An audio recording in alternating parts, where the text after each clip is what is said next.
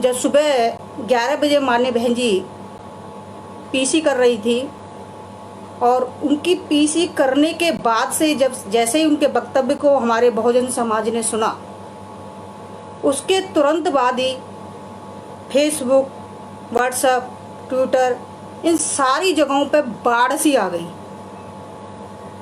बहन जी के विरोध की बाढ़ सी आ गई कि जैसे बहन जी ने कोई बम फोड़ दिया हो अपने समाज के ऊपर और उससे हमारा समाज एकदम हताहत हो गया हो। तो साथ ही मैं जानना चाहती हूँ, बहन जी ने ऐसा कुछ नहीं कहा जिससे कि हमारे समाज को कोई घात पहुँचे या परेशानी हो या कोई ऐसी परेशानी में हमारे युवा समाज जाए। ऐसी कोई बात ही नहीं कही बहन जी ने जिसके लिए हमारे युवा साथी इतनी भद्दी भद्दी बातें लिख रहे हैं कि बहन जी रास्ते से भटक गई है, बहुजन समाज का हित कहाँ है, वो तो ब्राह्मणवादी हो गई हैं, आज वो अकेले ब्राह्मणवाद के सुख के बारे में सोच रही हैं। क्या सच में ऐसा है? आप लोग बिल्कुल गंभीरता से सोच करके उनकी बातों पर चिंतन मनन करके देखते तो सही कि उन्होंने कहा क्या था। क्या आप लोगों को नहीं पता कि क्या बहन जी किसी मंदिर को बनवाने की बात कही थी बहन जी ने? जो कल से मैं देख रही हूँ सब लोग कह रहे हैं परशुराम का मंदिर बनेगा, परशुराम की भव्य प्रतिमा लगेगी। बहन जी ने कहा कि भाई जब सीधी सा एक सवाल है, जब आप राजनीति करने जाते हैं या ये कह लो कि आप एक घर के मुखिया हैं और घर में कम से कम 8-10 मेंबर होते हैं, तो 8-10 मेंबर का सब मुखिया का कर्तव्य बनता है कि उन 8-10 मेंबर सबका ख्याल रखे, चाहे उनमें से कोई कमज़ोर हो, चाहे उनमें से कोई मजबूत हो या ना हो। लेकिन ध्यान तो जो मुखिया होता है वो ध्यान तो सबका ही रखता है ना। जहाँ हम राजनीति पूरे देश पे करने की बात कर रहे हैं तो हमें पूरे सर्व समाज की बात तो रखनी ही पड़ेगी और ये हमें स्वीकार करना पड़ेगा। बहन जी को गाली देने से, बहन जी के विचारों को गाली देने से उनको पता नहीं क्या क्या मंद बुद्धि बोल रहा है कि भटक गई हैं, जन क्या अनाप शनाप ऐसी बातें वक्तव्य रख रहे हैं। और वो जो व्यक्ति अपना ये बातें रख रहे हैं उनकी उम्र उतनी है नहीं जितना बहन जी ने अपना जीवन इतना संघर्ष इस मूवमेंट में दिया है। इतनी उनकी उम्र भी नहीं है, लेकिन उनकी बातें ऐसी कर रहे हैं जैसे उन्होंने पूरी जिंदगी लगा दी इसमें। और ये जो कहने वाले लोग हैं ना, वो सारे वही लोग हैं जो जिन्होंने बसपा के नाम पर कुछ भी संघर्ष नहीं किया है। सिर्फ और सिर्फ जब देखो जब बहन जी की बुराइयां होती हैं, बहन जी के कामों को कभी नहीं सराहेंगे। मैं तो सिर्फ आप लोगों से इतना जानना चाहती हूँ कि आप हमें ये जितने भी साथी, ये जो एक मैं नाम नहीं लूँगी किसी भी साथी का, कल से मैं उनके स्क्रीनशॉट लेने पे ही लगी हुई हूँ। और बहुत जब भी मैं कभी पोस्ट करती हूँ तो वो सज्जन जरूर आते हैं। मैं बहुत उनका साधुवाद करना चाहती हूँ। मैं आपके लोग जो बहन जी की बातों को लेकर के विरोध कर रहे थे कि ये तो ब्राह्मणों की हो गई हैं, ये उन्हीं के ही सुख के बारे में सोच रही हैं, ऐसा नहीं है। वो उनके सुख के बारे में बिल्कुल ये नहीं कि उनके सुख सिर्फ उनके सुख के बारे में ही सोचे, वो सिर्फ उनके मान सम्मान की बात करी है उन्होंने। और मान सम्मान करना कोई बुरी बात नहीं है। अब एक बात बताइए, मोदी जी हमारे समाज के पैर धोकर के धोते हैं, उनको पूजते हैं। क्या आपको लगता है सही मायने में वो दिल से वो काम कर रहे होते हैं? क्या वो आपको वो काम बिल्कुल सही लगता है?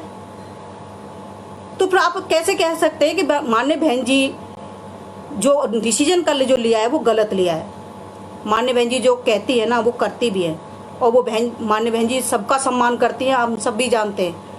बहन जी ने आज तक किसी का भी अपमान नहीं किया है, चाहे वो सवर्ण हो, चाहे अवर्ण हो, चाहे किसी भी वर्ग से हो। और बहन जी के जो मेन जो उद्देश्य होता है ना, बहुजनों के हित में ही होता है सबसे, क्योंकि बहन जी ने पीड़ा सही है देखी है उन्होंने। और साथियों, जो पीड़ा सहता है ना, दुख देखता है, दर्द देखता है, वही व्यक्ति उसकी पीड़ा का, दुख का इलाज भी वही कर सकता है। क्योंकि इन मनुवादियों ने तो सिर्फ हमारे ऊपर अत्याचार किए, ये हमारा इलाज क्या करेंगे? ये तो चाहते हैं कि हम रोते बिलखते रहे, परेशान रहे। ये क्यों हमारा भला चाहेंगे भाई? और एक बात बताओ, अगर 2022 में उत्तर प्रदेश का चुनाव है, जो कि अपने भारत देश का सबसे बड़ा स्टेट है, और जो इस स्टेट पर राज कर लेता है ना, तो ये सोच लो कि पूरे भारत पर राज कर रहा होता है वो। तो साथियों, हमें थोड़ा गंभीरता से ध्यान देने की ज़रूरत है। 2022 के चुनावों पे हमें फोकस करने की ज़रूरत है, क्योंकि माननीय बहन जी का प्रशासन, जो 4 साल का जो शासन प्रशासन रहा है, वो हम सबसे छुपा नहीं है।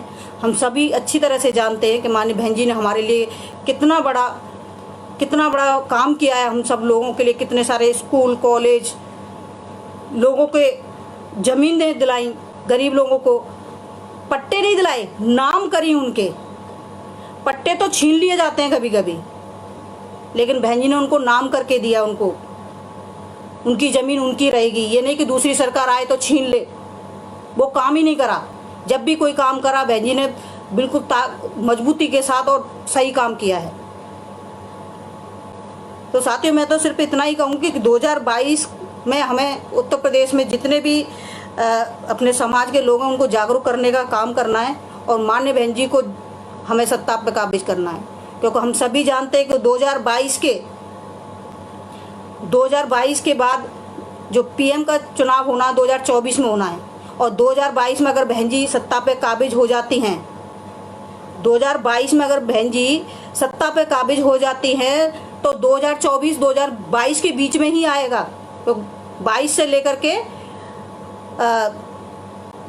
5 साल की जब अपनी सरकार रहेगी, तो 2024 भी उसी के अंतर्गत आएगा। तो जब माननीय बहन जी की सरकार यूपी में रहेगी, तो आप सभी जानते हैं कि पीएम का चुनाव हमारे लिए कितना बड़ा महत्वपूर्ण हो जाएगा, कितनी बड़ी ताकत बन जाएगी 2022 की सरकार हमारे लिए। और साथियों, वो सपना अब दूर नहीं होगा हमारा, जो कभी हमारे महापुरुषों ने देखा था। बहुजन समाज का अगर जिस दिन पीएम बन करके देश पर बैठ जाएगा, उस दिन इस भारत देश को सही मायने में वो नेता और सही मायने में संवारने वाला, सब पूरे देश को, पूरे समाज को, पूरी यूनिटी को ताकत देगा और एक नई दिशा की तरफ लेके जाएगा। तो हमें तो पूरे भारत में कोई भी ऐसा नेता नज़र नहीं आता माननीय बहन जी के अलावा, क्योंकि इनका जो शासन प्रशासन है वो सबके लिए लाभदायी रहा है। ये केवल खाली SC ST और OBC के लिए नहीं, क्योंकि कानून व्यवस्था सबके लिए होती है और सबके लिए होनी भी चाहिए। तो साथियों, ये जब हम इस चीज़ को माननीय बहन जी सोचें और समझें कि ये